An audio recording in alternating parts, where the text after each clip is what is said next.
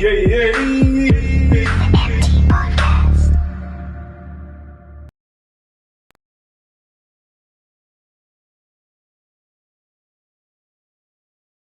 It's they're very efficient. They're very like Barcelona. In the olden days with Xavi and Iniesta, everyone could pass. Everyone could play the ball. So that's your. Indeed. Are we in? Are we live? We're in. Nice. We're in. And I feel good. I feel warm. You feel warm? Even though we started a bit late today, it's all right. We have to have a little chat. Yeah. And you know what the funny thing is? Sometimes you have to sort out beef in your bedrooms. I want to, I want to say something real quick. Only because today, well, I don't know, controversially, we're having a little bit of controversy about it. I feel like it's the last day of our Lent run. So we're allowed to drink now. Lent run? Yeah, we Lent? yeah, well, do you not want Lent is? I don't do Lent. So when you're saying no Lent, one's asking, no, asked you to do it, bro. Finish. I think we gave up certain things. Oh, you two did? Yeah. But when you go, okay, we say we are footmen, all go. No, we gave up a few things. Why are you, one second, what's wrong? Why are you wrong, brother? Yeah. I mean, he's got the defensive shield. Do you know what? He's been drinking, bro. Yeah. Do you know what I mean? That's something we don't do anymore. Go on. It's over now. So, peace. So, so we are now able to do all the things we gave up, which is great. What did you give up? I gave up alcohol. Same. Refined sugar. He's a thief, but all right, go on. Carbs. Carbs? Yep. So, but when I say carbs, it was more, in fact, it was all carbs to be fair, because it was potato, rice, bread, pasta, all gone. Similar. Mine's similar. What else did I give up? I said sugar, so no sweets, chocolates, or anything like that. No juice. No, I didn't have any like juices that were any juices. To be fair, I didn't have no juice. What was the other thing I gave up? That was it, I think. Red meat. I didn't give up red meat. Oh, you didn't? No. Oh, I did. So I did everything the same and red meat. Yeah. And I dropped 10 kilograms. I will never in 40 plus days. This was the last and only time I'm gonna ever give up alcohol like that. No way. But not because I'm an alcoholic or anything. Should have started with that line. But no, what it is socially was the only time it was a bit difficult or awkward or. So you can't socialize without having liquor in. No, it wasn't even that. It was more a case of, people were like, "Oh, do you want a drink?" And I was like, "No, I'm okay." No, I'm buying you a drink. So what do you want? No, I'll have a tonic water or just a water, please. So I'm buying you a drink, right? I was like, "No, I'm okay." So I'm okay. Interestingly, I went to my friend's birthday. A few of them in there knew that I was just on water. Told you to piss off. No, the DJ was there. DJ's playing, he's sweating in the corner and whatever else, blah, blah, blah. Looking at him like, rah. And I bro, do you want a drink? He was like, yeah, get me apple juice, please. I was like, all right, no problem. Got the apple juice. I'm walking back through the little party thing with the apple juice in my hand. When I'm saying I'm feeling daggers and cut eye all over the place, I'm like, why is everyone so vexed? What's going on? He was like, I thought you'd given all of this stuff. I said, no. Not for me. It's not for me. So and it's not even alcohol. Yeah, I had to pull out my water to say, this is my thing. And then I gave him he was like, oh, thanks. Knocked it back. I was like, you see, look, I'm good. But it was actually enlightening. One thing that I would be very, very honest about when I was out in that type of social environment, not having a glass in my hand made me feel weird. So I didn't know what to do with my hands. So I just started popping the lock in my fingers, like I don't know what I was doing. But that part, so when I had the water, I kept the bottle in my hand. Do you know how much water I drank? Just leaking out. I don't even, because I missed it. And that's the one thing I did miss. So apart from giving stuff up for Lent, what is the purpose of Lent?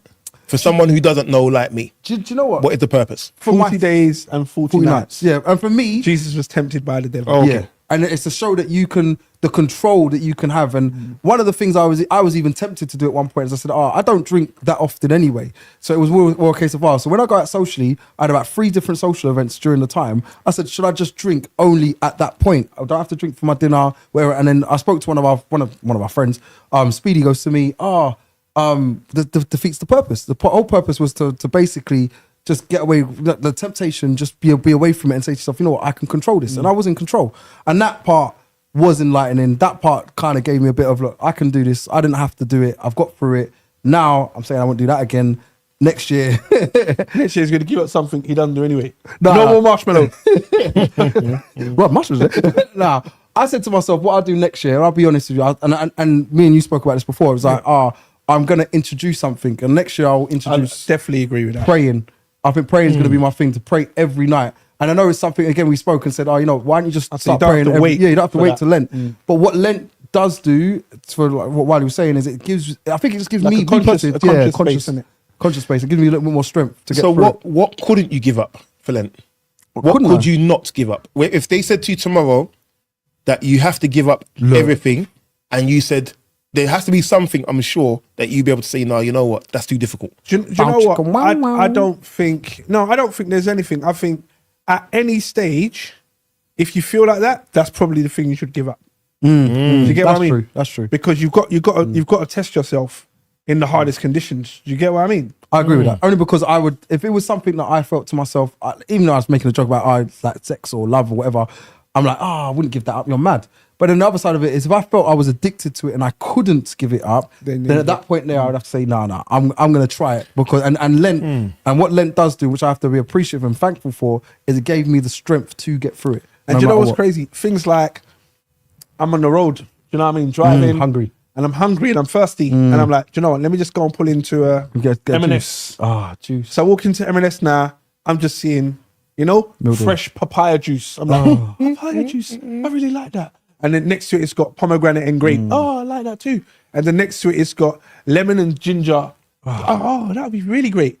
And then you see the stinking water just looking all dry up in the corner. That's what you got to do. In my head, I was just like, So I'm drinking the water and I'm backing it because I'm expecting it to do do more. Yeah. So that was a challenge. And weirdly enough, dinner time became like I just have a salad. And that was interesting. Like salad. Just the salad. Nothing else. However, I know it sounds mad. There are creative ways of making salads that you can fill yourself up. And the great thing about it is, it's me sound like I'm selling it, innit? But the great thing about it is once you've filled your stomach, for example, you don't feel heavy because your body isn't fighting all of the digestion of trying to get the meat through the intestines and You feel a lot lighter. And 3-4 hours later, I'm hungry again. And I'm like, so this is what it is. This is what it does. And if you think how, I suppose other mammals, well, I should say herbivores, herbivores, how other herbivores live, that they graze constantly throughout the day. They don't just have one meal and try and ride it for 7 hours until you have your lips. Do you know what I mean? They graze constantly. So lots of learning. The other thing was dairy. I just remembered now. I said, what else have you had? I said, dairy. No dairy products. No dairy. Okay. No milk and cheese and stuff that I eliminated, which was a bit. That was hard. Congratulations to you anyway. Yeah, man, I'm happy. Did you feel any after effects from it that you could say you've got a physical benefit from it? Regularity. Okay. So it's like loss of weight. I was always regular anyway, but this was clockwork regularity. Loss of weight is one. But the funniest thing is, I had a little drink today. I was about to go, let me pop another drink. But I now don't want the drink as much. I don't know. I don't crave for it. I feel like it's going to make me heavy. I just don't want it as much anymore. So it has changed my way of thinking as well. Says that. This is hour 6. And I'm then staring at that bottle. Staring at the bottle. Like, me. Hold on. So is Lent, has it not finished yet? It's finished now. Finished now? Yeah. So you can drink now? Yeah. Yes. Oh, okay. I was waiting. I wonder why you're looking so. No, I'm not going to pass anything. If you want to get it, you can. I thought he was going to pour us all a drink. No. Couple man your discipline will continue for the rest of the podcast today as well. Shout goes out to Sirelli. Happy birthday. Well done, brother. Happy birthday, Sirelli. Shout goes out to Tongo. Happy birthday this Sunday. This weekend, indeed. Yes, indeed. He's going to be a young man. Yeah. Younger young man, boy. Younger young man. But this is the Empty Podcast. And before I even start, it's interesting. We're seeing loads of empty spaces, but we'll get to that. This. There's so much less noise coming from the other side westerly winds. Yeah. Do you get what I mean? Westerly winds, Yeah. Wiley and the westerly winds. Yeah. This is the Empty Podcast. Myself, Mr Wileycat DJ, and to my right we have Citrus. Yaga yo. To my right, you have Buddy in the building, aka the truth. I know I've been away for a couple of weeks, but I thought like it was cut short. a couple of weeks Nah, now. it's more than a couple, bro. I thought that was I quite don't even short. remember the last time you was here. Yeah, for real. You know, I don't know what to say, mate. Do you know, in fact, I don't think we've been on One a second, podcast since we March. owe Wiley a congratulations. February. Because he's elevated himself in a professional capacity. Oh yes, indeed. More reason for another drink, right? Yeah, well, yeah, tonic water. Yeah, luckily for me, It's not luck. well, indeed. But I was at a conference last week and I was voted to keep my position unopposed, which was very nice to have had. I can't lie, as it was happening, there's about 60 or so people there. I was sort of caught unawares with the unopposed bit, and it sort of caught me on the hop. Oh, so I was almost like almost a little chink of a tear went into my eye, and I had to get myself back together again. But yeah, it was nice, man. You're It was balling. nice. What? It was nice. No. Well done, You Wiley. know what? It's nice when you're when When you're people doing something- appreciate your Yes. space, innit? Of course. Yes, indeed. But But that I was had a all, word there. but that was all down to how I was speaking in the conference and communicating to people, which ties into this week's podcast, which is about communication barriers. Communication Barriers. Communication barriers. I have communication barriers with Buddy. I got communication. I don't even know what the definition is, but We know that the cushion is normally there, so here to just plays an important role. dearie me. But communication barriers. Now I'm gonna start off with a very simple one. Simple communication barriers are in relationships. Relationship communication barriers. How men communicate, how women communicate, very, very different. How many of us in the room have received that text that when we say something and we get the okay or fine, and we go about our day, yeah, everything's fine, it's all well and good. You get back home, that fine text didn't mean fine. It didn't mean okay. It meant something else. It meant it weren't fine. It weren't okay. Have you ever gone through that? So I always like to start with a definition and then the story. Do you know what I mean? So based on your question, the fine message. Now, from my experience, so this isn't certified anywhere, but from my experience, when you get the word fine, you have to think to yourself, what was the statement or question beforehand? And did the fine have a full stop, an exclamation mark, or nothing? If there's more than one full stop or more than one exclamation mark, you should immediately see the bells ringing. What do all these things that so Or if the fine is in caps. So if it's in caps and bold, underlined, problems. So I'm just ignorant. I just get the message. Oh, fine, great, get on my day.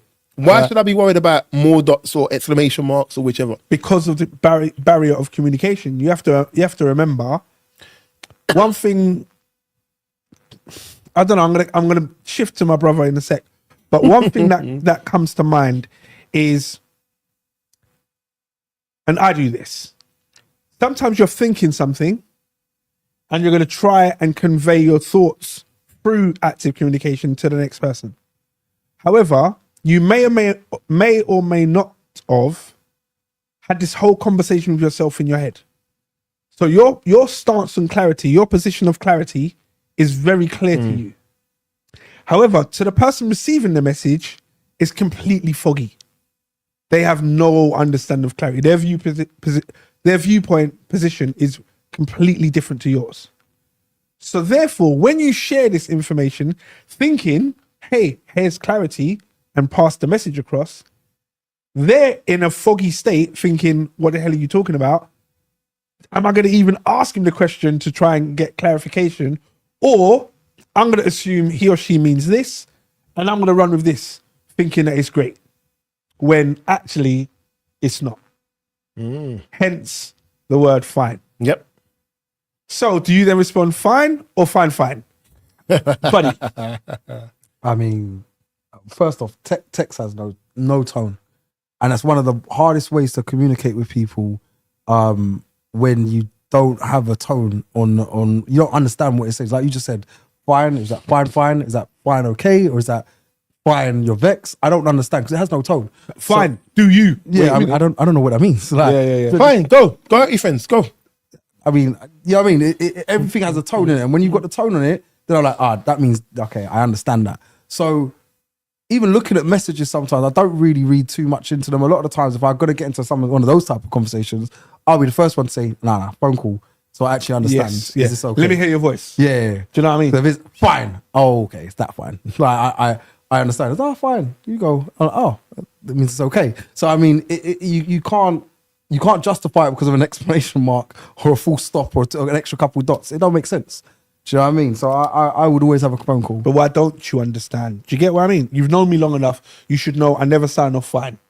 So me signing off fine, you should be able to read into that and understand fine is not fine. Sorry, as soon as you said that, you should understand. You should read it. No. It hurt nerve. Oh no, but actually, not even because of what you think. It actually reminds me of something that you will know the story of. You should know the story of as well. Funny enough, and the MT brothers will know the story of when a message got sent and it said hiya, and I was like, 1 second, I don't write like that. Do you know what I mean? Everybody. So give backstory to obviously the audience. I was driving my car. I was on my way to my birthday. Was having a dinner, and one of my friends, he has to message me and said to me, "Oh yeah, where are you?" Because we were running a bit behind time. His message is to say, "Oh, where are you?" And so make it clear, your boy has messaged you on a secure, you're an idiot. a secure. He's messaged me on my phone, right, on a secure chat, and said to me, "Oh yeah, where are you?" Now I've turned and seen the message and said, cool. So obviously open up my phone and I said to my partner at the time, I said, just write back, we're on our way. She writes, hiya. I saw the hiya and I looked at it, it's that was it Hiya?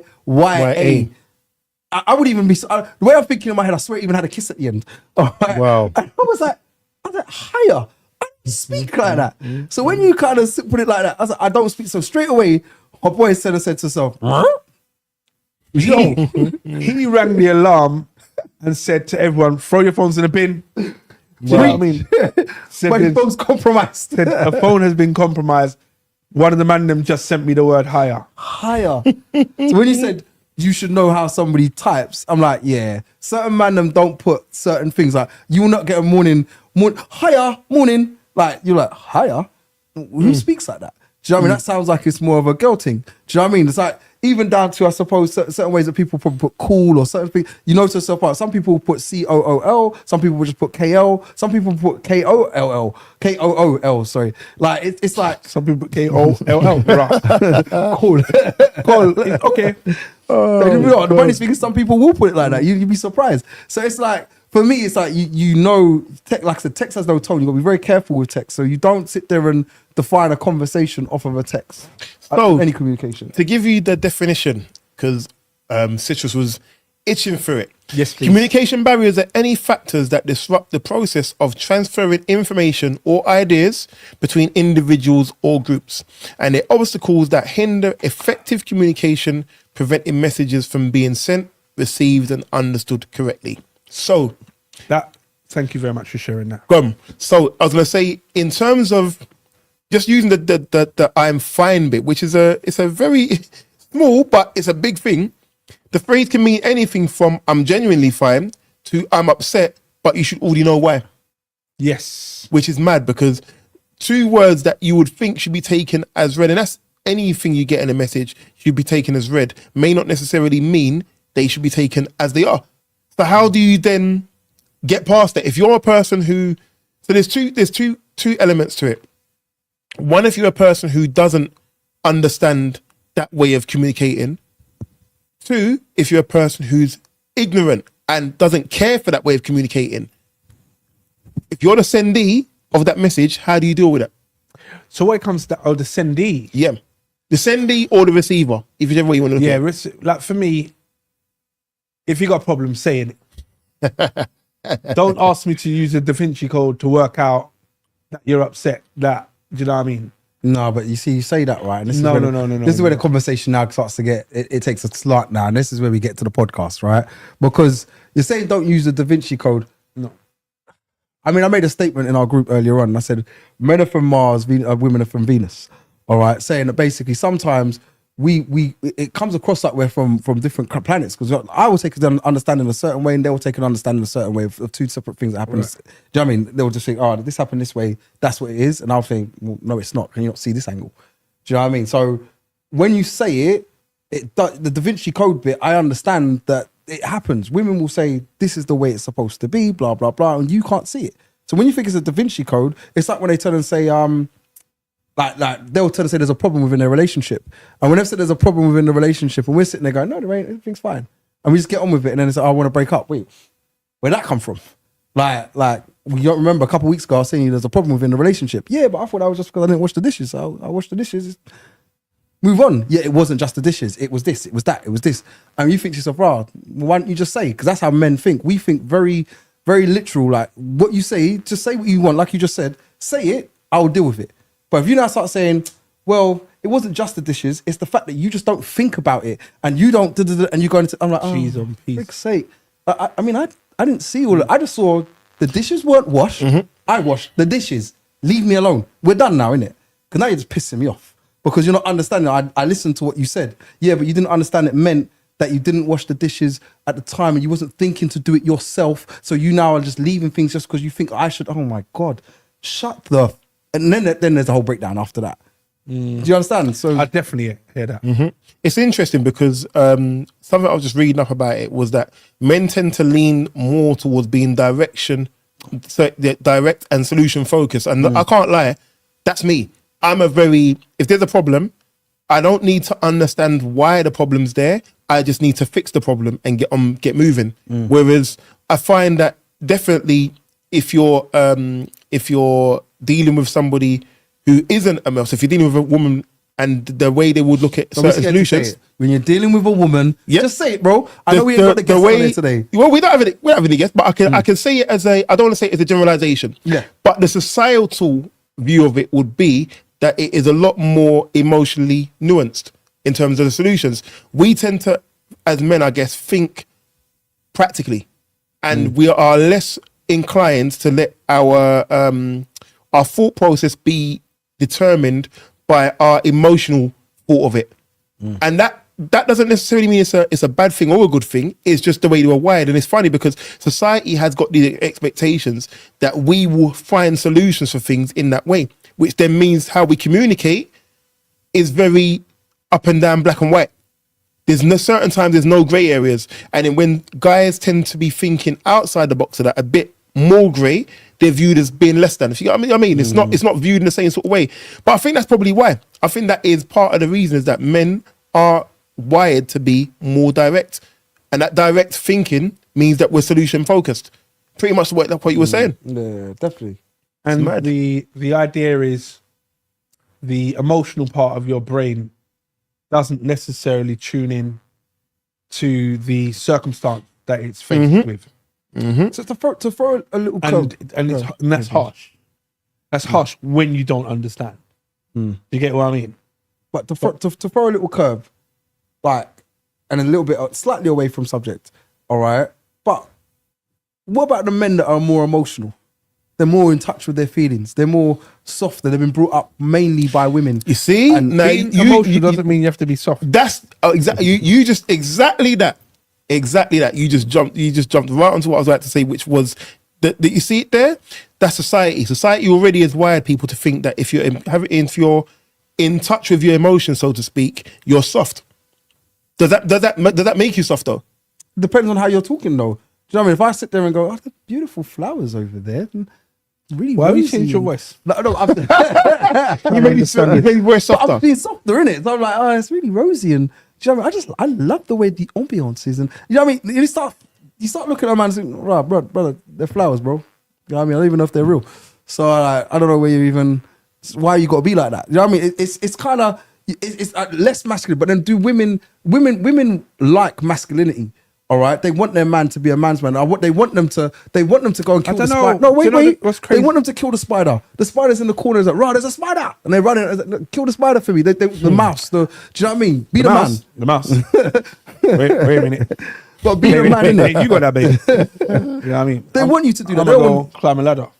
Wow. But no. I mean, I I hear the general point of what you're saying, but I think we need to go back to the barriers of communication. There is one thing which I think is a huge communication barrier is, do I have to go through this again?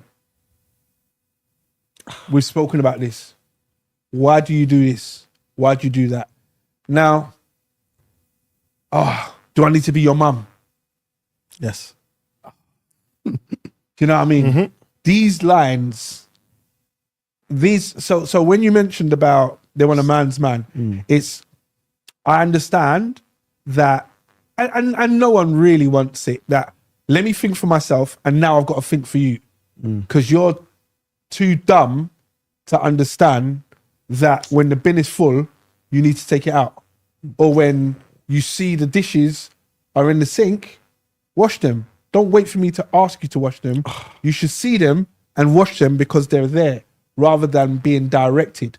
So now, if you have to be directed, this is the role that your mum played. You get what I'm saying? So now if your partner has to play your mum role, depending on the type of person that you are, she might feel like, oh my Lord, if I have to do all of this, why are you even here? But not being funny and not generalizing, but a lot of men are like that. Like they are very much a case of just say it needs doing. Say to me, move those cups because they're in the way. Do you know what I mean? Say it. A lot of men, not all, but some will be like, oh, just say it, innit? Why are you now getting upset because I didn't move them because I saw they was there? So what? Do you know what I mean? Some men are just like, I don't like living like a tramp. Oh, all right, cool, I'll move them. But you literally just put your keys down, they don't go there, they go in the bowl. Right. The bowl is next to where you put your keys down. Do you get what I mean? So all of a sudden... But now I'm thinking, if it's now you say it from the man's point and the woman's point, reverse the role. It's like I'm sitting there thinking, moany ass bitch, shut the frick up. Wow, why are you always on my case? All right, and you're sitting there thinking, lazy ass slob, why are you not just doing? And I'm like... And then, like you said, there's the breakdown of the communication. So what's the solution to that then? In that scenario, what's the solution to breaking that barrier? Understanding, innit? And this is where I'm not saying I'm a genius at it because I'm not. I definitely wouldn't put myself on that pedestal. But it's understanding that there are going to be situations where, look, you know what? Citrus has already said to me, move the keys. I don't like living like a slob. I need to now just consciously know, don't put it there. Now, if there's going to be a time where I'm just going to come in and got to put the keys, he's gonna kill me. All right, but I've got to kind of sit there and say to myself, consciously I'm thinking I didn't mean to do that, and and then from the other side they have to understand that I'm consciously trying not to do that to upset you. So I'm trying to abide by your rules, so you got to understand I'm abiding by yours. Just be easy with me, because at the end of the day I'm not perfect. There are going to be times I'm just going to forget. I'm going to slip back into bad habits, and eventually as time goes on, like anything, like a child, like you learn in it and you say to yourself, rah, keys don't go there, they go over there. And it's just like, it's auto reflex. Now it goes over there. Now, point it over there. I'm like, I see Citrus do it. And I'm like, you mad, bro. It don't go there, bro. You're like, right, it's a table. It don't go. It goes in the key jar. You're like, key jar? What's wrong with this guy? Do you know what I mean? I'm like, yeah, that's where it goes. And you've kind of been brainwashed into it in a way. And you just got to understand that. And then the funniest thing is, the other side of it is, not just to say every man just become a batio and just follow whatever your missus says. No, I got to say it real, innit? Like there are parts where you got to turn and say to yourself, well, you know what? There are things that I need and I want, and you need to adhere to my things that I want and I need. Do you know what I mean? Because it's not just all about, oh yeah, you're not happy about my keys. There might be things that I don't like, and I will express them to you, and you've got to understand that and try to learn to my stuff that I don't like.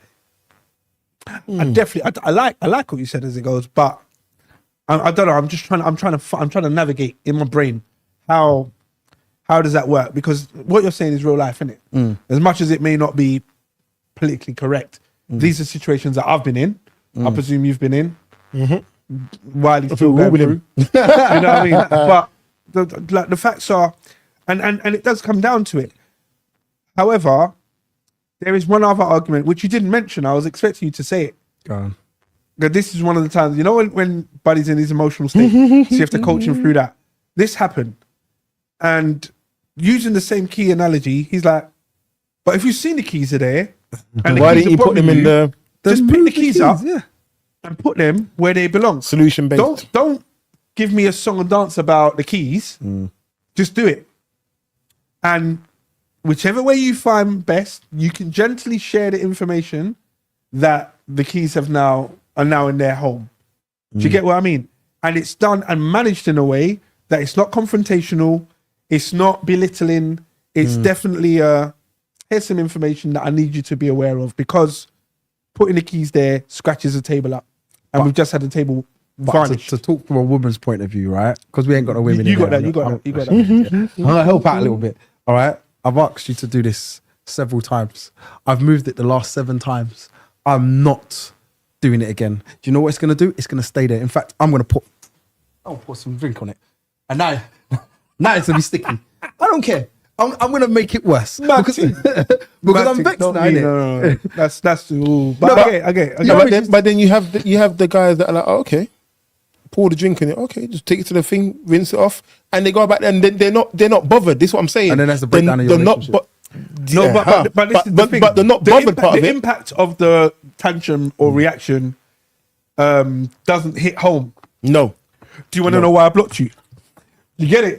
You want to know why I blocked you? No. Not care. I don't care. So the impact of, do you want to know why I blocked you, is completely lost, because the impact of whatever it is that was trying to be done. And you know when you respond like, you blocked me. You know? I didn't even realise. Makes no difference to my life.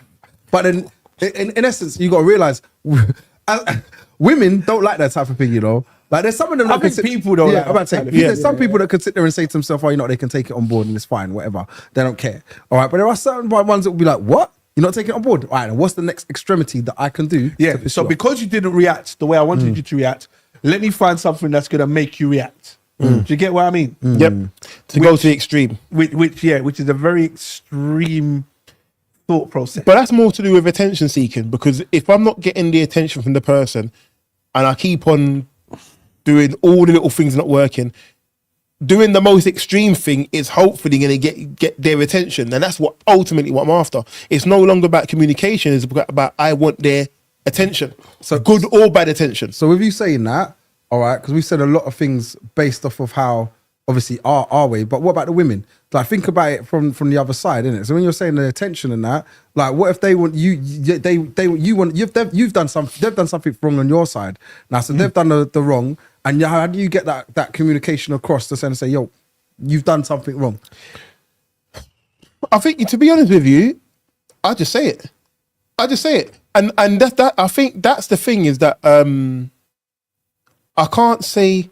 I won't generalize and say all men are like that, but I think most men will just generally just say whatever is on their mind as it's on their mind. It depends. I was going to ask you next. I want to see what you do next. But the difference is, it's how much you're giving into that. It's how much you're giving out of that. So it's not about saying, oh, I'm that upset about something. You might just say something like, oh, you know what, I wasn't happy with that. These times, your blood is boiling, you're fuming, but you're still saying something is wrong, as opposed to not saying anything and just swelling up until you eventually blow up. Though, to be fair, that's probably me. So. This is a therapy session, Wiley. I'm explaining. Body is exactly the same. You know? It's yeah, always thing. thing, yeah, It's always thing. It's always thing. It's always thing. Yeah. Are you not believing Star signs? Yeah. But listen, I remember years ago, I had a massive blow up with one of my friends. who was a tarot card reader? No. Yeah, and after that big argument I had, I must have got onto a bus. We're reading newspapers and you're reading through the star signs. He said, you're going to talk to someone today. It said, like, that happened. It said something along the lines of that whenever you're normally a mild-mannered person, and whenever you blow up, you really blow up. This is one day when you're really going to have an explosion. And I had a mad explosion. I thought, you know what? That's too similar to what it is. Star signs may not necessarily be true. So because of that, it reinforced my thought process of what star signs are like. Star signs are usually based off of what time of the years you're born and whatever else not. And what it is it's the alignment of the alignment of the stars and whatever else not, which is where it comes from, the star signs. However, there are certain traits that people have according to whatever months and times of the years that they were born. And I see some of those traits within loads of people. Like I've seen a lot of Taurians, I can probably explain the most because I've got a lot of them around me. All right. And it's like, we are stubborn. We determined. We're not stubborn. We're determined. I don't use the word stubborn. It's a sort of self. You know, I don't use the word stubborn at all. But I'll let you finish your point and then I've got to come on. Yeah. So what it is we are like that. So when he says about, like I said, we are like that together, this makes sense to me because it is exactly how I do things, and I'll bottle things up, and then you'll step on my toe, and I'll just let everything out. Everything will come out after that. It's a massive communication barrier. What star sign are you? Scorpio. Scorpio. Oh, okay. Makes sense. Yeah. Continue.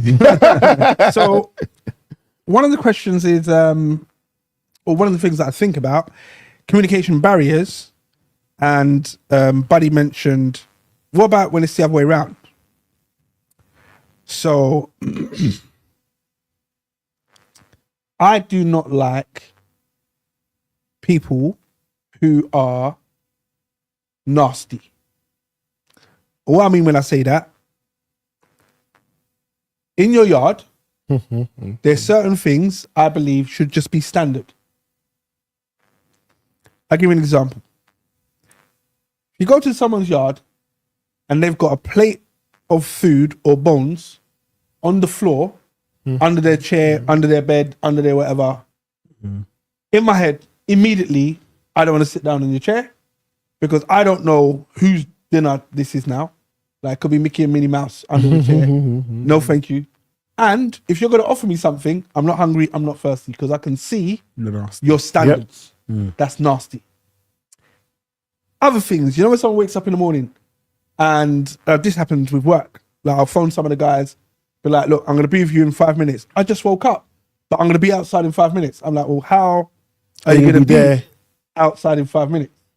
You know what I mean? If I just woke you up, you know what I mean? You're not going to wash your balls and all that. You know? How's this going to work? You get what I'm saying? And they come in your hand. Yeah, you right. Want to shake your hand? Don't touch me. No, this doesn't make sense. So how are you going to brush your teeth? All of this stuff. You know, let me take your drink. No, thanks. No, you can have my drink. Do you get what I mean? Now, when I say nasty or what, and I'm the sort of person that will say, you can have my drink. Take it, yeah. Yours. But, or let me buy you one. Do you get what I mean? But what I mean when I say nasty is there are other things which some people don't understand. But I think, and nasty is probably a harsh word to use, but it's the only word I can think of that underpins how I feel about it, is this is something that I saw. This guy had his robe, pajama bottoms and slippers, and was in the Sainsbury's self-service thing, doing his shopping. That's a thing.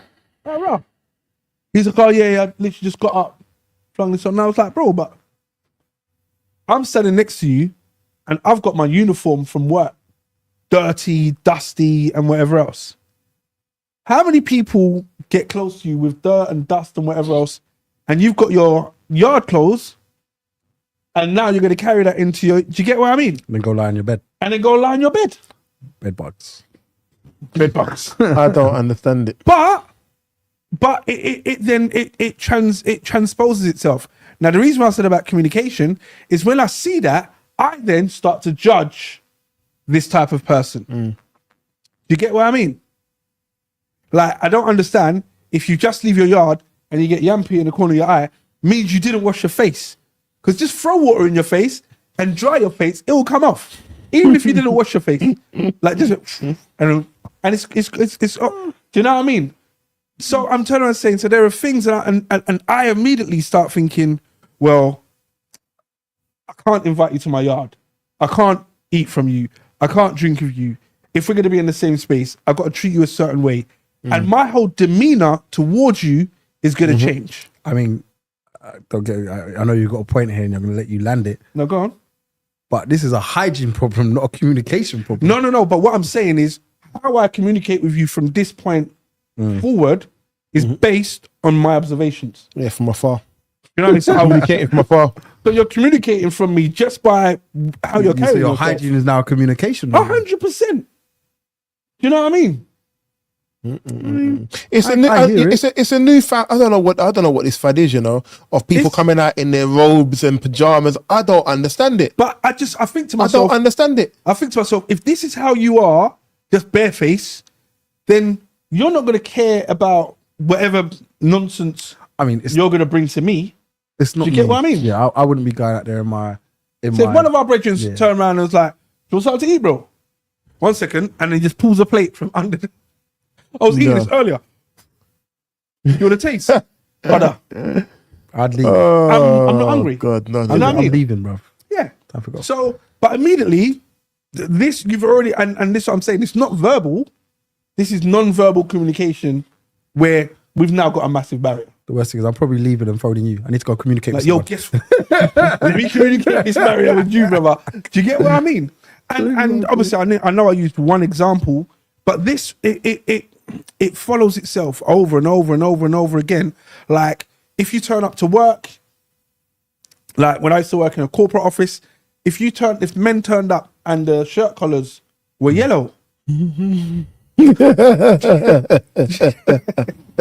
You know, so messed. Immediately, I'm looking at you in a different way. Immediately, these are all hygiene problems. Oh Lord! I mean, communication is different from a hygiene problem. That's a hygiene issue. But it's how you carry yourself. But to be fair, is your voice. But these are communication things that your parents would have down to you. Yeah. But linking into that, what happens when you have communication problems with your parents? Have you had communication problems with your parents? All the time. Have you met my mum? Go on. How do you handle that? How do I handle it? Try to be respectful.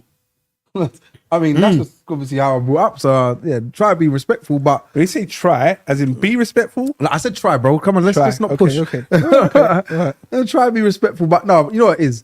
If someone's annoyed me, and this is just in life, innit? Like, I'm old enough now, and too old in the tooth, if they say, all right, to be saying to myself, well, look, you know what? I'm going to take crap from anybody else. I have my own household. I run my own household. Why am I now going to be sitting there and being spoken to like that? Now, the manners side of me is always going to, like I said, is always going to say to herself, well, have manners and respect because she's your eldest and she's your mum.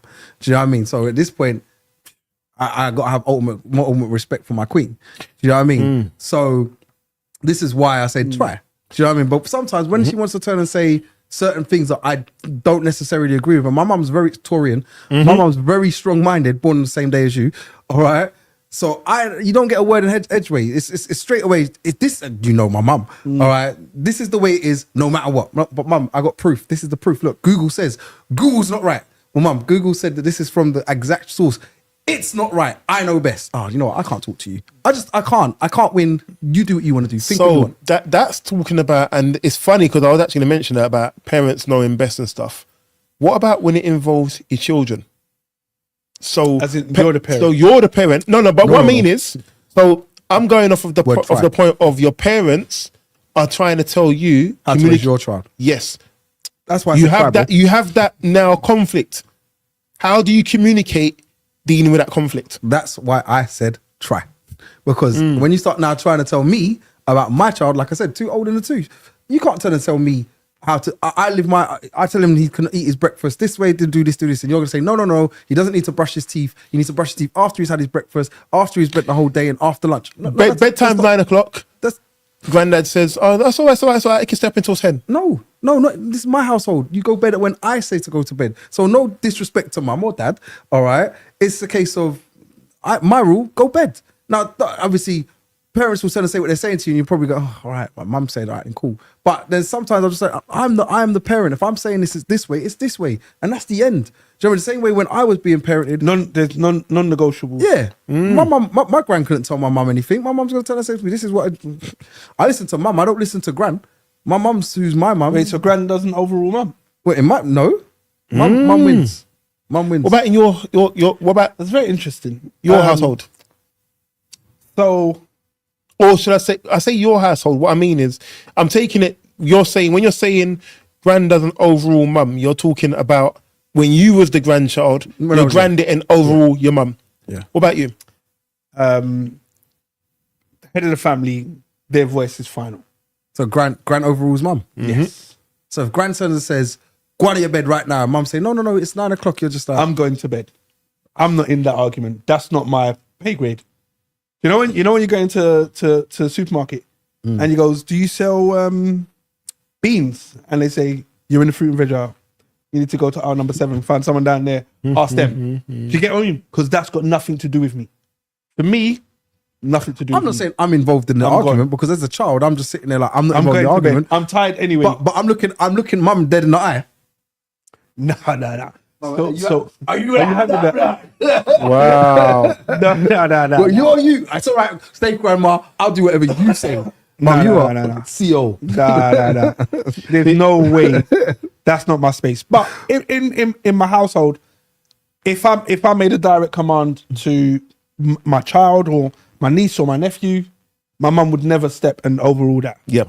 Yeah, but that's the rules, isn't it? She wouldn't do that. So my mum likewise. Like much we're saying it as a thing, it would be a case if my gran said something, I could look at my mum and be like, Mum, you know, gran said go to bed. So what are you still looking at me for? Right, I'm going to my bed. Go to bed. Do you know what I mean? She's never gonna do that. But if in the thing that you're saying, it's like, all right, then in your scenario, it's like if that was to happen, my instant reaction would be to if mum says no, you don't have to go to bed just yet, then I'm like, well, mum said, I mean, you and mum have your argument. I'm gonna stand here and just be quiet. I'll sit over there. I'm not trying to be. So gran gives you cut eye. No, thank you. No, You know what? I'm gonna go bed. You know when you start saying, I'm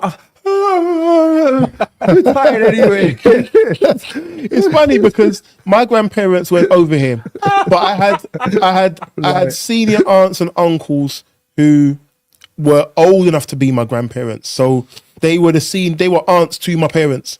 If they were saying to do something, that's what it was. It's funny though, because now as a grandparent, I don't overrule The son. at all. I don't overrule him. Once he said something to our grandson, that is it. Yeah, Because I'm not gonna overrule him, but I'm not. But he doesn't. even if what he's saying might be a bit off, you might pull him aside and be like, "Yo, listen," and You you know know, what I mean? and he's at the age of the grandson. We were looking, and he's looking at us for saving. You're rubbish. I'm looking at every direction except at him. I bet your grandson supports Chelsea, innit? He don't. Well, he might Yes, well you're do. You know, rubbish. You're supposed to sort that out He got from the early. kit from. Well, you know, I get as I Yeah, said. you see? Can't overrule Right the control. son. Yeah, Can't yeah. overrule the son. mate. No, Can't overrule the son. but what it comes down to, and it's very interesting. So communication barriers. My grandmother, as I think Ruddy's aware, and maybe yourself, Wiley, my grandmother is from St. Lucia. And she spent maybe 20 odd years in the UK, some time in the US, and settled back in St. Lucia. She refuses to speak to me in English. I mean, This is the biggest communication barrier in my life. I want to speak to my gran. She'll speak to my children, plain English. My siblings, they'll also get English. Me now, he'll speak to me in patois. Why? I'm now drawing, I've said this on the podcast before, I'm now trying to draw on GCSE French to try and understand, pull out certain words to be like, go to the beach? I don't know, I thought we were talking about dinner. You know what I mean? I haven't got a clue. She just starts laughing and keeps speaking patois. My mum will sit there laughing, but my mum caused this because my mum didn't teach me patois growing up. You know what I mean? And my gran is refused that you should have just learned it anyway, like it's a GCSE, you know what I mean, in secondary school. So there is a huge communication barrier there, and that's just in my family. However, there's another barrier that I want to discuss in families. Before you go on to that, it's funny go because on, I go on. just want to jump on something you said, which was that about what you said about learning the language. My communication barrier is I can understand it fluently. I can understand Yoruba totally fluently, but I can't speak it fluently. And that's more because I have not had the dual conversation. So my mum was still is actually, very famous tailor. She was one of the few Nigerian tailors in London. So anytime I was around the house, we'd have loads of people coming to get clothes sewn all the time. So they'd be communicating in the language. So whereas you wasn't maybe necessarily hearing the language in the household, I was hearing it all the time. And then my parents would be talking in Yoruba, but they speak to us in English. But I would pick up, oh, this means that, and I'd be as a child then growing up. But like you said though, if you're not conversing in the language, your fluency of speaking it is not going to be there. So it's only when I went to college that I was conversing with people in Yoruba as opposed to hearing it and replying back in English. and you still don't know the language properly. I can understand it fluently, but can't speak it and it's the best way I can describe it is that there are words and phrases that I would say in the wrong order, Right. because my brain is trying to translate it. I'm hearing it, but I'm translating the phrase In from English. what I would speak in English into Yoruba, and the words may not be in the same order. But yeah, man, it's very important. Sounds like an Englishman to me. Well, it may sound like an Englishman to you, but not all Englishmen can understand Yoruba, thankfully. I mean, but your brain's thinking in English though, innit? So it's Yeah, fine. because no. But you know what? To jump onto Buddy's point though, because Buddy's making the communication barrier being an issue here. The national language of Nigeria is English because we was an English colonial country. So therefore, the communication barriers in that country are also there. You have people that can't understand Igbo, that can't understand Hausa, can't understand Yoruba. So there are barriers within themselves. They're Talking to different barriers, tribes though, aren't they? they're different people, but it's the same country. So I don't know about. I guess it wouldn't necessarily be the same thing in. I can only think of it maybe in St. Lucia. If you got French speakers and non-French speakers and non-Creole speakers, but you're all from the same country. I don't know if it's like that there. It's tiny. So yeah, so you wouldn't have that. But would everyone understand everything? I mean, is the thing. That's the I thing. got an easier one. You could have just used probably Welsh and English. And I went Swansea. But the thing is, but remember, Wales is its own country, and Wales, they do speak Welsh. I think they got to do it up to GCSE, as I found out last week. They have to do it up to GCSE level, so they do have to learn it. Whereas I don't think, correct me if I'm wrong, you don't have to learn Creole or French in St. Lucia. I'm wrong. They're reintroduced. Okay. Because they said the language is dying. So they're reintroducing it to try and revive and bring it back. And even now, some of the music is sung in Creole Patois tongue, which I think is brilliant. Do you get what I mean? But you were about to say, you threw me off. Sorry, it's fine. But communication barriers, I think, definitely between parents and their children.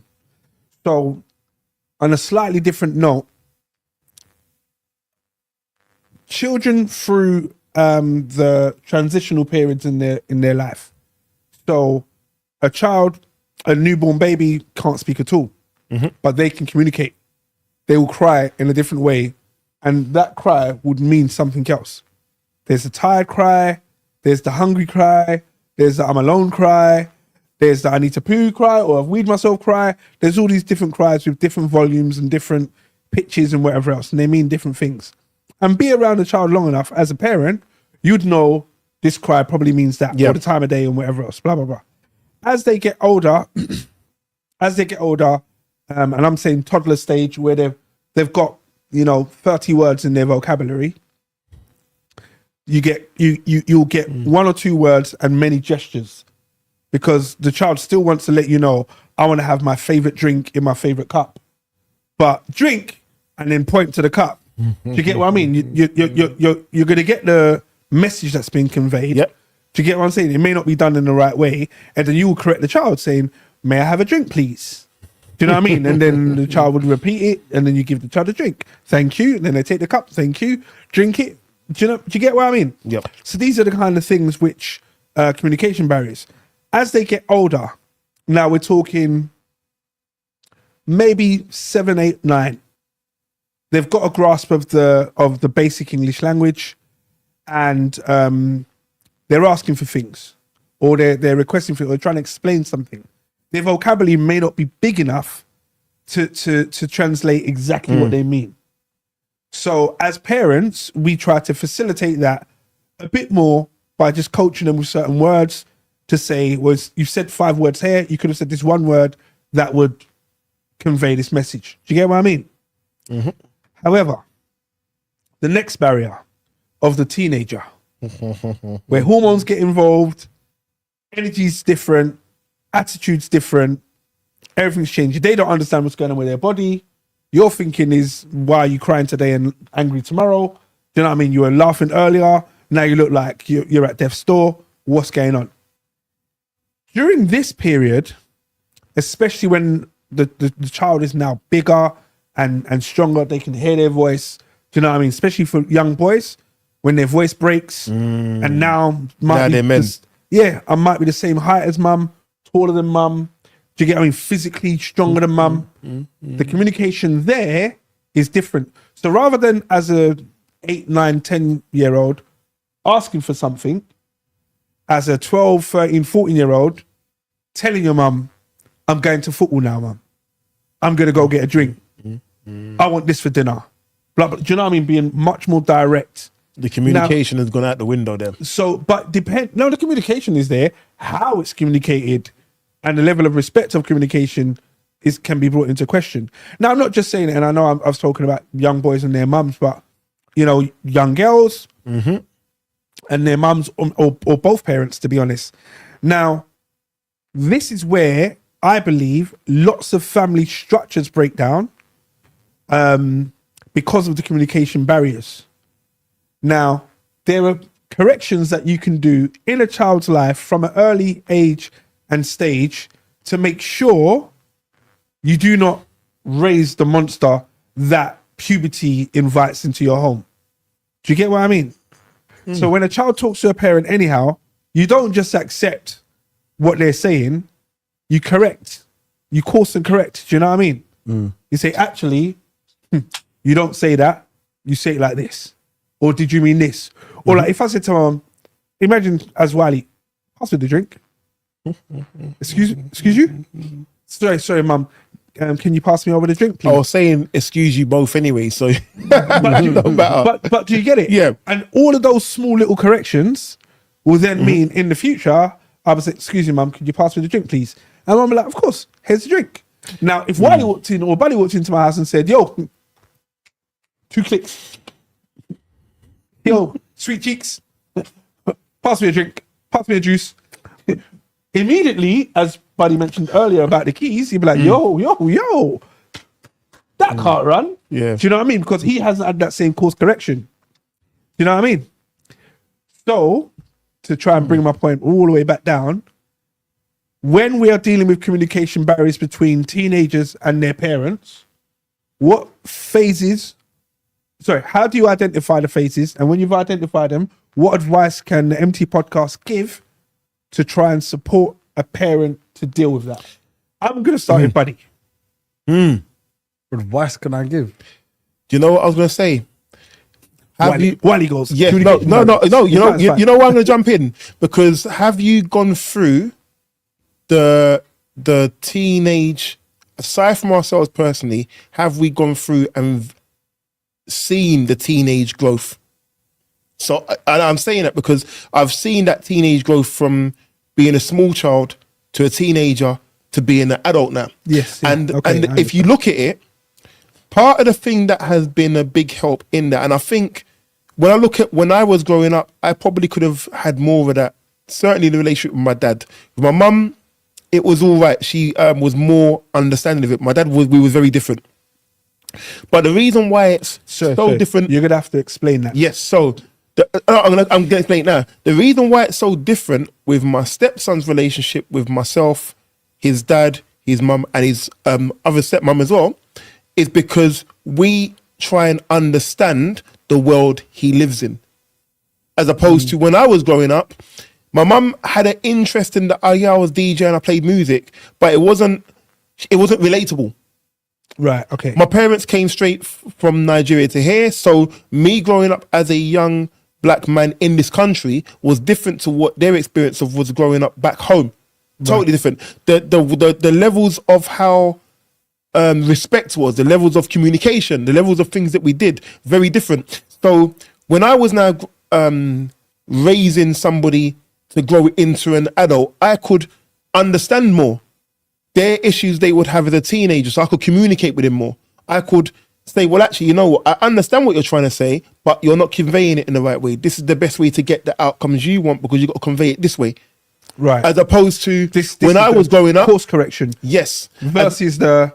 You don't talk that way because if you don't, and this is the thing, and I think maybe we can all, 3 of us as men relate to it growing up, we would have had to have gone through a struggle in a sense of that break from being a child to being an adult, and that's where the teenage years are. Children should be seen, not heard. Yes, but if you've grown up in a household where your parents are, and this is probably something I could throw to both of you too, if you've grown up in a household where your parents were born and raised here, is it more that your parents had more of an understanding of you being a certain way because they experienced it? Well, that they could communicate with you and say and understand, oh, Why do you want to go? Why do you want to go clubbing? Why have you got an interest in DJing? Why have you got an interest in certain things that I know when I was your age? It was books. It was studying. It was. I don't think that's okay. I mean, our generation, people that we've been grown up by, I would say to you, they're very much of the old school ilk. The generations that's coming up now are more the generations that are now a part of the new school one. Where I disagree. There's definitely. Like We're in our 40s. There's two. Do you know what I mean? There's two, maybe three. Do you know what I mean? Between them, because and they're the ones that are. It's different. I mean, I can't turn around and say that because, to be fair, those three above us would have said, "You guys are the problem." Do you get what I mean? No, but listening to your rooty tooty. But we did this a couple weeks ago, all right? And it was like things like it's like leaving the table. When we was younger, we got taught, may I leave the table, please, mum or gran or whoever it is, and you have to wait till everybody to finish eating before you leave the table. Nowadays, it's you eat your food, see you later. I'm back on the PlayStation. Like, what's crazy? Or is it? Or is it that it's more? What you see is, mum, I'm live. You just wait, Just man. put the foot down. But put your food down. Put your food down. I'm live. Yeah. But is it more a thing of? That's like, madness. and you know what is so funny?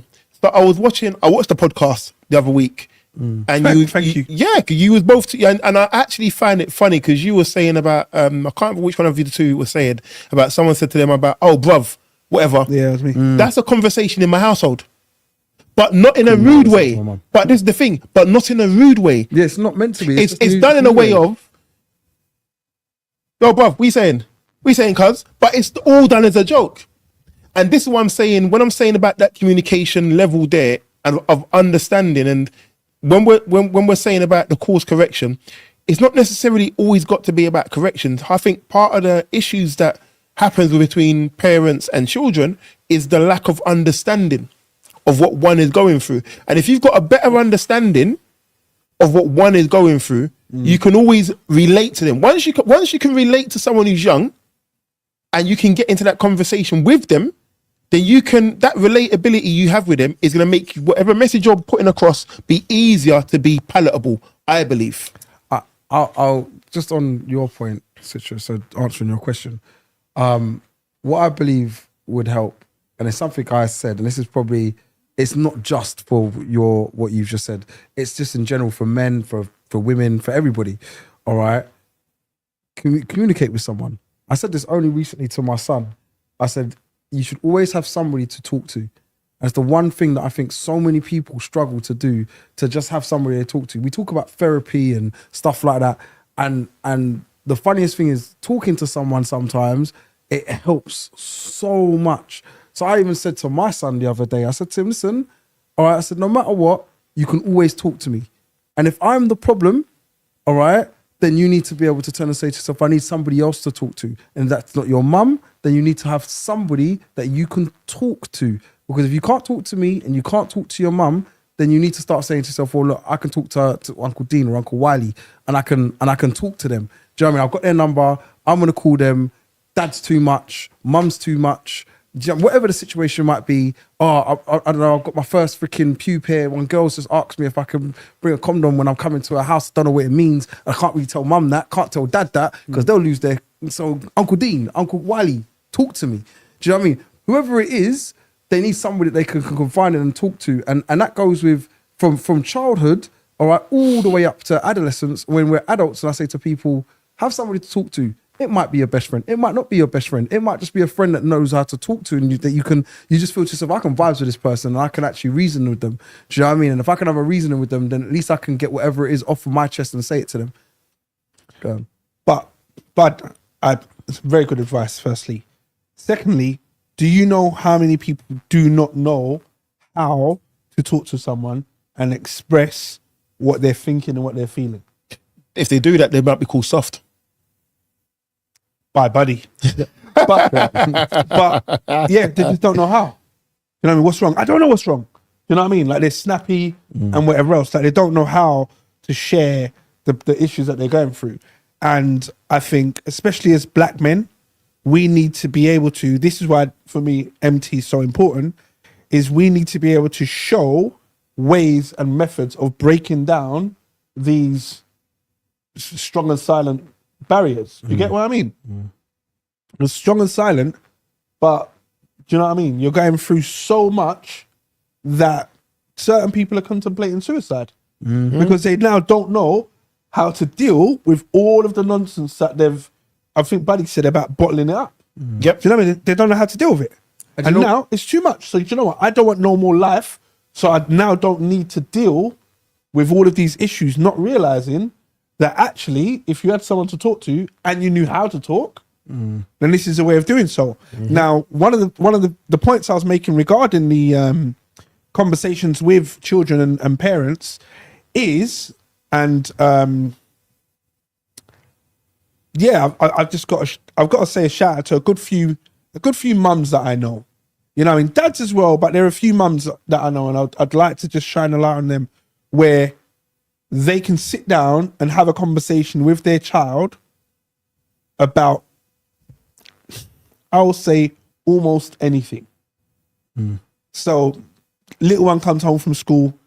Guess what, mum? Today, Kellyanne slapped Abisha in the face because she decided that she was going to add her boyfriend's ex on Snapchat. And Now, you need, as a parent, or not you need, what I've seen as a parent is the mum or the dad, but the mum in the situation that I'm talking about, I'm not going to say her name, but the mum saying, no way, give me a second, let me turn the pot off, I need to know what Abisha did.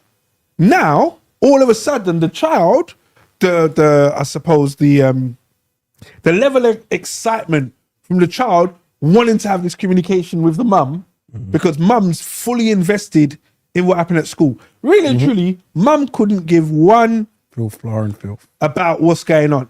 You get what I mean? But because the level of communication is open, the child feels open enough to have the conversation with mum. So then therefore, when something happens that involves that individual, i.e. this person told me to bring a condom and I don't know what to do with it, or I don't know if I'm ready, or what would you do? Do you get what I mean? You are more open to have that conversation than, could you imagine, like, just the three of us, imagine saying to our parents, age 15, I need a condom. Which parents? Huh? Which parents? You get it? So it's like, it's like, so immediately it's like, well, 1 second, let's open up these barriers and allow our children to be able to communicate, if not with us, with, as Buddy said, like a trusted friend, innit, or a trusted adult, a trusted person that you can do so. Now, in society years ago, I'm not saying this worked, but you had churches. So in the church, you may have had the reverend or the priest or the nun or the sister who would have little classes. So you had another adult in your life that you could speak to. Like, I used to go to doctors all the time. I don't remember why. You know, I used to go and get penicillin and whatever else. So you go and speak to the doctor about certain things, and it's like, well, actually, doctor, I got this lump on my armpit. I don't know where it's come from. It hurts sometimes, blah, blah, blah. Oh, that's you going through puberty. Oh, I thought I did something when I was using the deodorant. Do you get what I mean? Because you just don't know.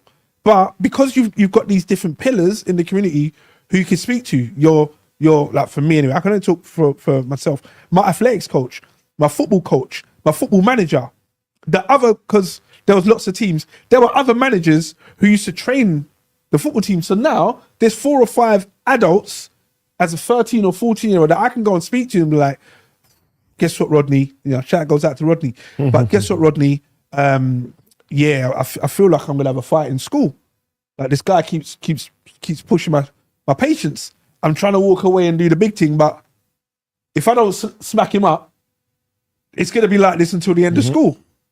So I'm gonna do him something. Do you know what? Sorry, and this is a conversation that actually happened with Rodney. And this I have to give him a shout out. And you know what Rodney said? Punch him up.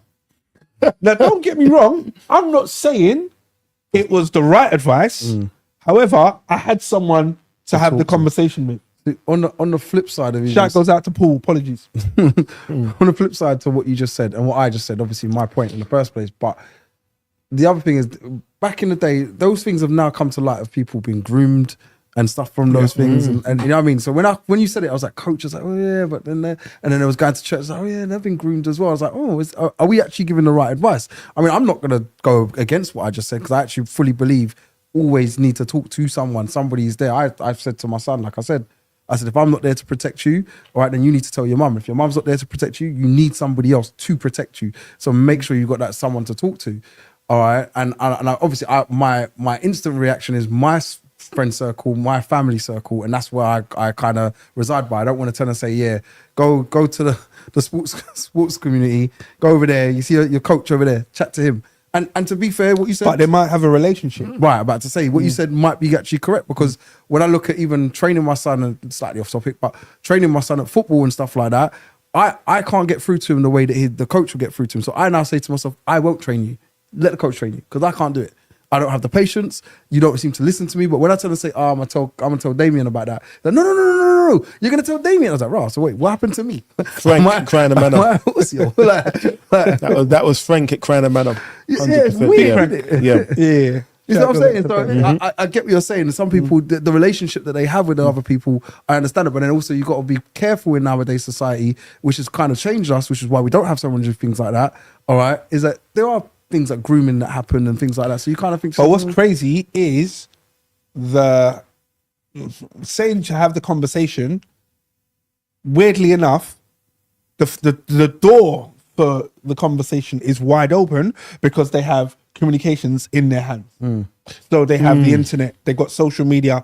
I don't even need to go and find the information out now. The information can come straight to me. Is that not a barrier in itself though? Because it's stopping the communication between people, and now you're communicating just via the internet, or actually not even communicating, you're just taking information in, as opposed to communicating and having discussions with people. So instead of talking to an Uncle Citrus or Uncle Buddy, I'm now talking to Uncle Google. Yeah, I'm just going on Google, get my answers there. Probably more. I don't need to even talk. TikTok, but yeah, I get it. But that's what I'm saying. But I don't even need to talk to nobody no more. I now have to just go online. There's my answers. Yeah, and then I can go down a whole rabbit hole of getting the wrong answers. You know, it's funny you said that, right? I want to reveal myself one of my guilty pleasures. I watch EastEnders, big clip note. All right, but they actually had that on EastEnders. That one of the characters in there, he developed a relationship with AI. And AI became his friend. So when you just said that, I'm thinking, okay, people now, the technology has got to a point now where you can have a relationship just with your computer. You can set it up, say, I'm going on there, and you can have full conversations, they can talk to you, and that is wild. I went to the dentist, I had a toothache, went to the dentist. Dentist was like, actually, as much as I can try and drill out your mouth, I'm going to refer you to the hygienist. So I went to the hygienist, she was like, oh, mister, it's been too long. I was like, apologies, blah, blah, blah. Got talking.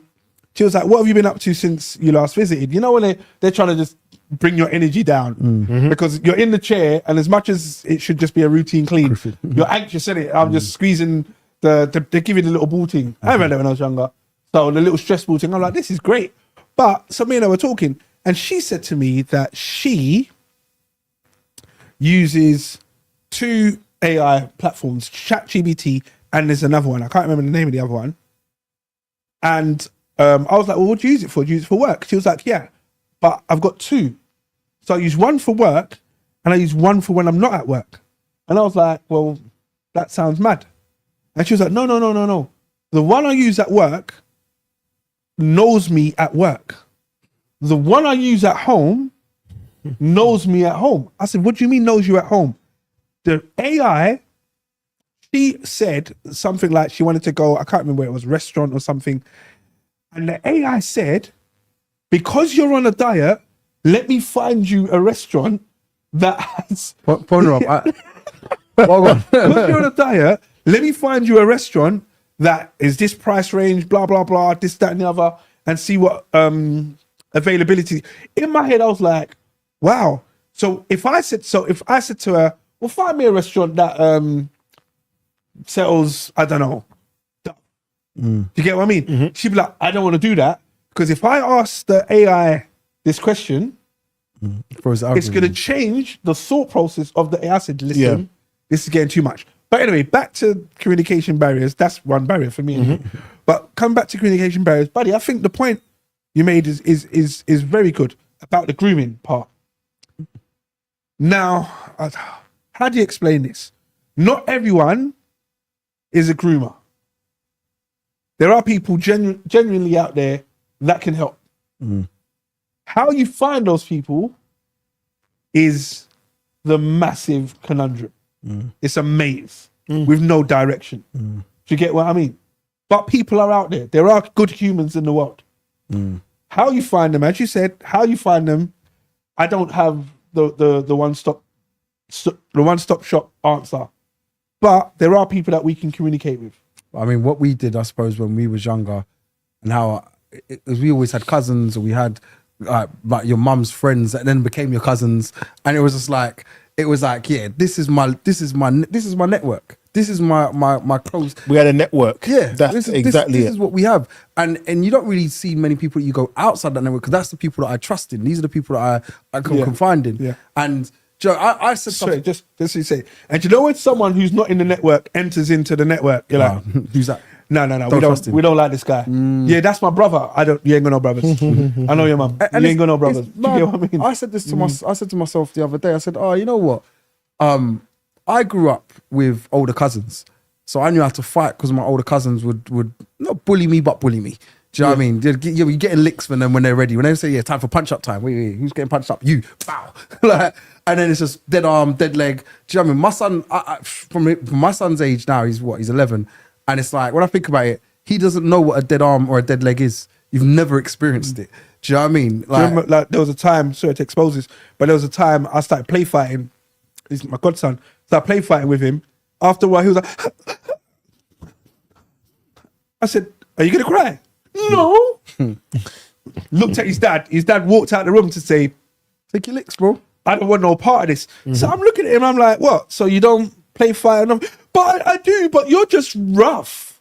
And I was like, rough where? Just come here. Do you know what I mean? And just nowadays, kids but he don't get it. He didn't like it. Yeah, because when I think about it, he's out of the boys, he's the older cousin out of the boys in his little circle. So I was like, oh. I was in like, his network, innit? Yeah. So I was like, right, okay, so where's the older cousin to come and give you some licks? You don't have one. You've got older girl cousins and they're not going to give you licks. So I'm like, I don't really think you ain't got no older cousins to come and give you some punch-ups. You need to be around them so they can come and give you some licks. And the funniest thing is, we've been kind of coached out of that as time's gone on, that we don't do that. Don't even, don't rough. Like my daughter, she loves it. You know, Zai, what, you want to fight? Come in, let's go. And I'm like, oh. Because I know it's going to last about an hour. I ain't got that kind of energy no more. But it's true, bro. It's true. Zai go fight for an hour. So would you not say, as much as we're talking about communication, the society has changed the way that we communicate and the way we do 100%. Taking away youth clubs. Yeah. Removed one whole social barrier for me. I mean, social barrier, social access point for me, and created a barrier. You know what I mean? It's weird. And now, like, weirdly enough, I don't recall any of my children saying to me, Dad, can I go and play out? Yeah. Even if I said to them, do you want to play out? They'll be like, what is play out? Yeah. Do you know what I mean? They don't even understand that as a term. Because I'm not on it. Do you get what I mean? But I mean, where I live, if you want to go on your bike, all right, I'll come with you. Yeah. How rubbish is that? When I was 10, you know what I mean? Were you coming with me for that? They just yard. We're there. Get up come on, buddy. Come on, Wiley. Let's go. Yay. And we're gone. Do you know what I mean? We're going to the park. We're going to go around down the high street. We're going to go and do any nonsense. Now, yeah, you know what I mean? It's all different. Where I live at the moment, right? It's like, I see kids outside sometimes. They've come outside and there's a gang load of them. They're all the neighbours, all right? But there's a gang load of them. I see them and there's a little greenery just outside of my yard. So I can actually watch from my bedroom window if I want to. Weird. And I'm not doing it. You ain't coming outside. No, why? Oh, you're not letting him go to play with them? What? Like, I don't know you. Like, you are half the problem. But I hold my hands up to say I'm half the problem. You but, are not. But is it now not? I mean, on the one hand, we're talking about youth clubs having gone. That's a barrier. But has the barriers also not come down because of technology now means that you can communicate with somebody all over the country, not even all over your city, all over the world, really, all over the world. So theoretically, you could have a best friend in China. If you right, how many of us when we left our primary schools lost touch with all of the kids then? But now you leave your primary school to go to secondary school, you can keep in contact with them like you don't lose touch. So the communication barriers on the one hand, I get what you're saying. The physical barriers, but the technological ones have now grown. But is that better or worse? That's true. We don't. I think the things I can't say it's an issue because they're still living their life. You know what I mean? It's only when they come out of it. But one of the things that I've noticed is there are much more young people that I meet that do not know how to communicate with people that are outside of their as the same network. So, I work, as you guys know, I work with a lot of young people, a lot of young men in their early 20s, and I bring them around people that are completely outside of their walk of life. And just asking to use the toilet or use the bathroom, they're like, excuse me, please, like, is it okay if I maybe Urinate. urinate against your toilet bowl wall a little bit, please? And I'm like, you want to use the toilet, right? Ask him to use the toilet. Excuse me, can I use the toilet? Yes. Young man, it's up 2 flights up on the left. You know what I mean? Thank you. And then in my head, I'm like, why do you not just speak normally? But they've never been in the situation where you meet someone from a different walk of life to be able to have that communication with. Something outside of that circle. Yep. Outside of the circle. Yep. This is what I liked, the idea as a young person to work in retail. Because you meet. You learn how to talk to people, innit? Yeah, you have to learn how to speak to people. Even in sales, I would say to myself, it was the same thing. Like, sales was a good thing for me. It does build character. And it brings me back to something. I don't know if I've said it on the podcast before, but like, I think to myself, things like, I did GCSE drama at school at one point. All right. And when I did it, it was like, why are you doing drama for? Because I enjoyed the subject. I thought it was quite cool. It was fun. And easy A. But it was like, now I look back at it, I think, you know how good that was for me to do in interviews, right. to role socialize play with people. So come and just role play this. Do you know what I mean? Yeah, because and you're like, well, this is just like drama, improv. Let's do it. Do you get what I mean? Yeah, it works a lot better, and people don't see these things. And I think they've taken a lot of these things away now, where people are like, "Why are you going to go and do drama? Go and do drama because it will allow you to get confidence as well, to even just to perform in front of people. It's a big thing to speak in front of people, to read in front of people. Like, these things boost you. Like I can read, all right, but then you put me now on a stage to read and go even read words that I just wrote. I'll be like, wait a second. The panic, it's just like, did you see what you've just written? Yeah, bro. But I've just written down. Like, bro, write this down. All right, I've got this. And then I know that it's like, you know what you just wrote. And then you just be nervous because you haven't got that stage presence. You haven't got that confidence. And these are the things I look there and I think to myself, be confident. Do you know what I mean? Like I don't know, he's got enough airtime today, ain't he, my son? But like, my son will do things like he'll come and talk to you and he'll be like, Uncle Dean, yeah. Even with the hand on his head, yeah. Like, we nervous for? So I will purposely ask him a question, and I do this with a lot of young people. I'll ask them a question that throws their whole brain out of sync. Do you get what I mean? Because it is that. Because he might say, for example, can you take me to the shop? Like, Uncle Dean, do you think maybe just... So if you go to the shop, right, and I give you £25, and I say you have to feed me, your dad, your mum, your aunt, and your grandma, what are you going to buy us? And if you run out of money, what are you going to do? You're like, I just wanted an ice cream. I don't know what we're doing this whole thing now. And I'll probe, and Buddy will tell you, I'll probe and keep pressing to say, well, what does your dad like? What do you mean you don't know? Go and ask him. I'm going to wait here. Hurry up here. You got 2 minutes. And then straight away, the whole energy of I want an ice cream is now, wait 1 second, what does daddy want? And then let me go find out what Uncle Kim wants. Let me go find out what Uncle Wiley wants. Wait a minute, and do you know what I mean? So all of a sudden, he comes back now. Do you remember everything? I think so. Did you write it down? No. Do you think it'd be a good idea to write it down? Because if we get to the shop and you forget, one of them's going to be upset. Do you know what? I'm going to go and write it down. And Buddy knows this the kind of thing. It's a kind of, not pressure, but I'm like, let me try and promote you free thinking and thinking for yourself. But the little probes to get you into the point where, okay, Uncle Dean, I now know. Daddy wants a milkshake. Uncle wants this. Other uncle wants that. Auntie wants this. And I want one of those. All right, cool. Here's the £20. When we get to the shop, take your list with you. You're going to have to go and speak to the man or the woman behind the counter. Okay. And then straight away, the confidence level in the child is elevated. Do you get what I mean? My communication thing with my little niece was she couldn't say basically. Because everything she would say would be prefixed or add the word. And I said, you know what? Say what you're saying, but you can't use basically. And she has to think outside of, Right. because it's a prefix word, and it's a word that I don't know why a lot of young children use a lot. I don't know what has been the reason, but it's a prefix for everything. So it's like you said, it makes the scope of the communication become wider. What do you do about people that are not open to communicate though? What do you mean? So children, adults, your partner, they're not communicators. They can't communicate. They don't know how to communicate. So we're saying communication barriers. A big barrier some people have is not being open to communicate. They don't know how to. Right. How do we deal with that? So you're saying people that are introverts? Introverts, or just don't know. Like, jokes aside, you were saying earlier about men could be seen as soft if they're in touch with their emotions, so to speak. So theoretically, somebody would want to shy away from that.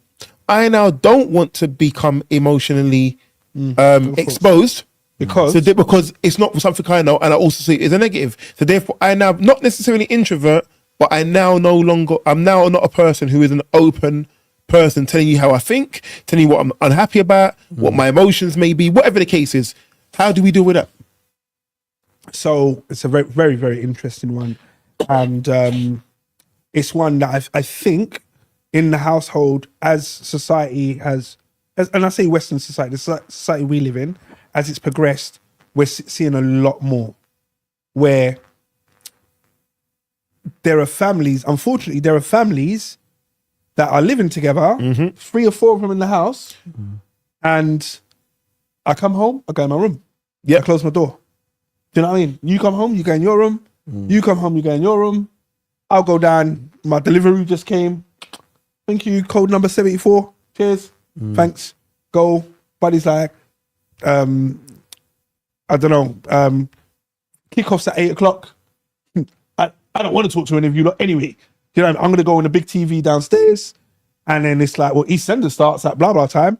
I'm going to go on the TV upstairs. So we have there's no space to communicate. Technology, right? However, when you are having that space now, for example, I might bump into you going in or going out of the bathroom. Is this a space where you communicate, or is it? Have you finished? Yeah. All right. That person goes in, that person goes in. Doors are still closed. Do you get what I mean? No communication. However, the same thing I spoke about my godson is being able to, as the person who's trying to communicate, ask the right type of open or closed question that demands a response. And depending on what that response is, so you might ask him a question like, are you hungry? No. Would you like chicken or fish? Chicken then. How would you like your chicken? Cooked, innit? Do you know what I mean? So when you talk to someone and you're asking all of these closed questions, you're going to get closed answers. So if you start conversations with tell me or share or explain, you can't necessarily give you a one word or short response to a tell me question. Tell me how your day went. It was all right, innit? But you're not telling me about your day. You didn't tell me about your morning. Do you get what I mean? So tell me, and it opens up a space to communicate. However, we still need to appreciate how, if the other person's not, as I said, if they're an introvert, we still need to appreciate how they feel comfortable communicating, because it may not be like open or direct. Do you get what I mean? Yeah. So, sorry. Yeah. So this comes back to the story I was saying about you find out something that they're very interested in, and then you take an interest in that to open up a corridor to be able to have open communication. Sorry, bud.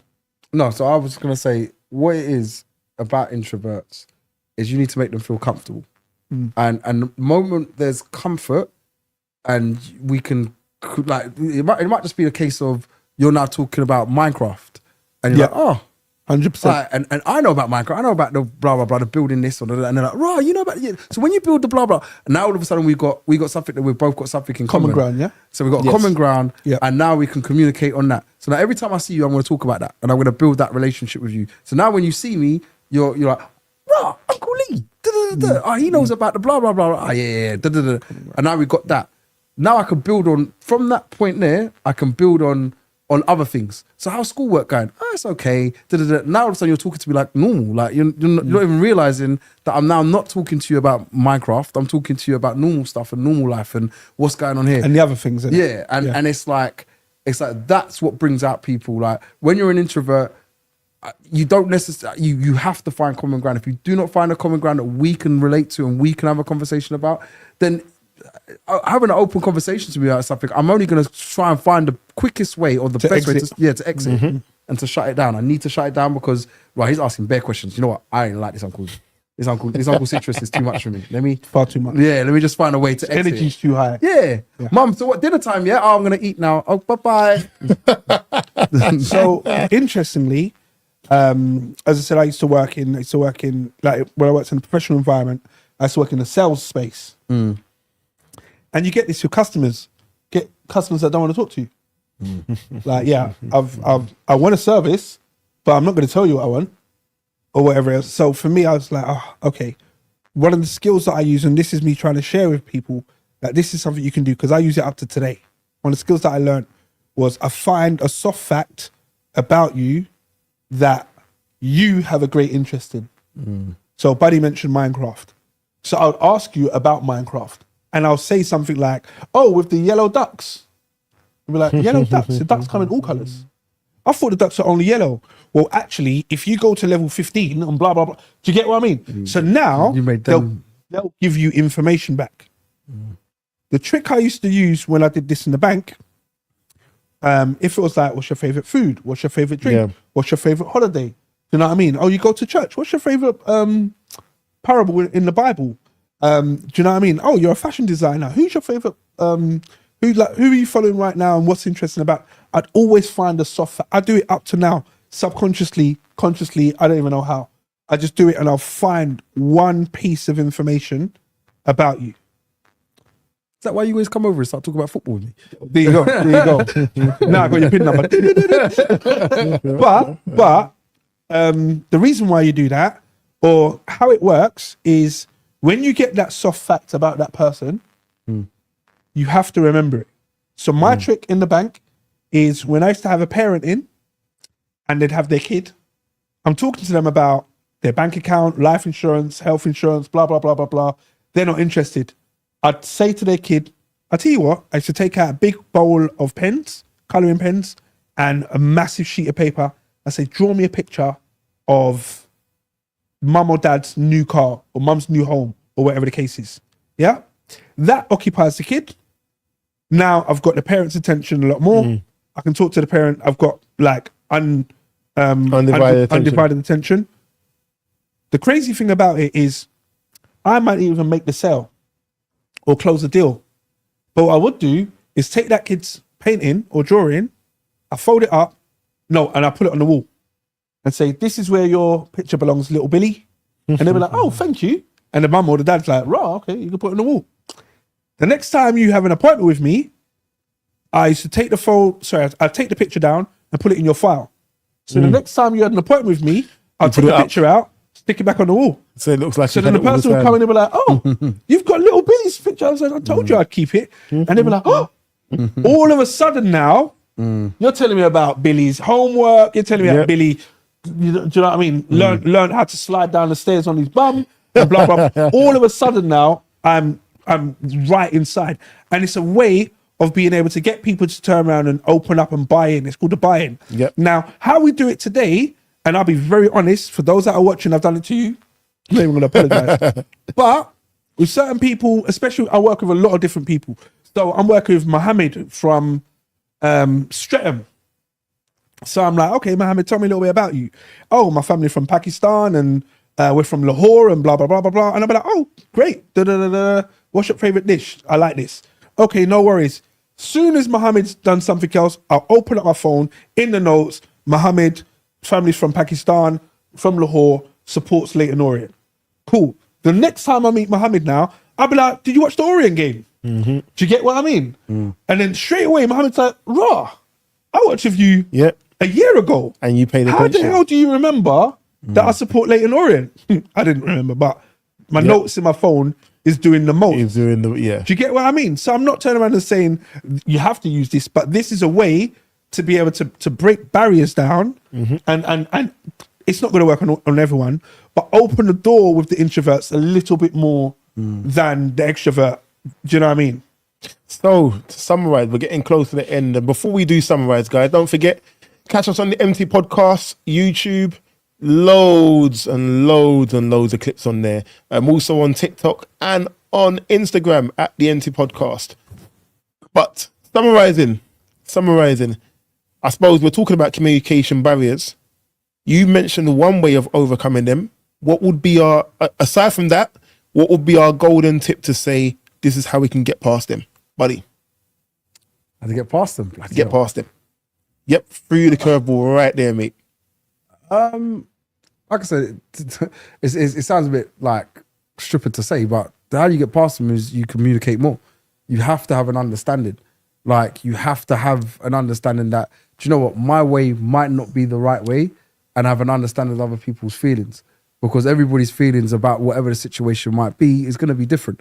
So as much as I might feel it, like this room needs to be painted red, and you, because I support Liverpool, this one might be saying, oh, well, I support Everton, so I need the place to be painted blue, and understand, well, like, look, we're not gonna meet here, so we need to find a compromise, and that's within a lot of relationships. Compromise is one of the biggest things that you have to do. You have to sit there and compromise and realize yourself. Communication, within your communication with people, you need to compromise.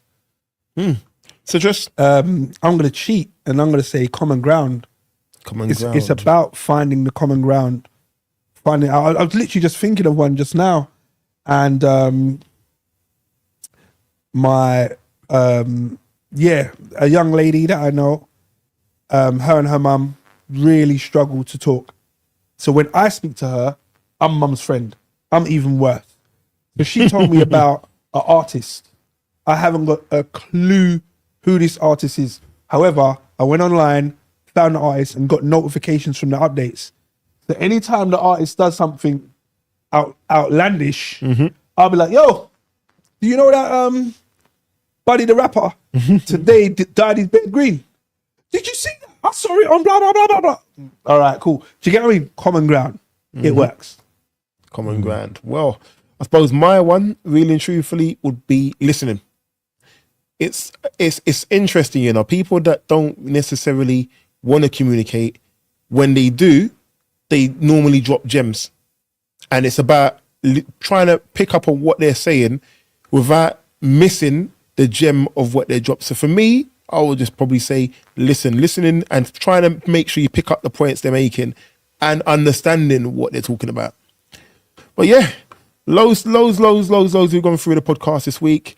This has been the eMpTy podcast, and don't forget, if the glass ain't half full, it's empty. Merry Easter. Merry Easter, you know. just because you've managed to survive. What about our communication barriers? Because yeah, I mean, we got loads I of don't problems. think you lot listen to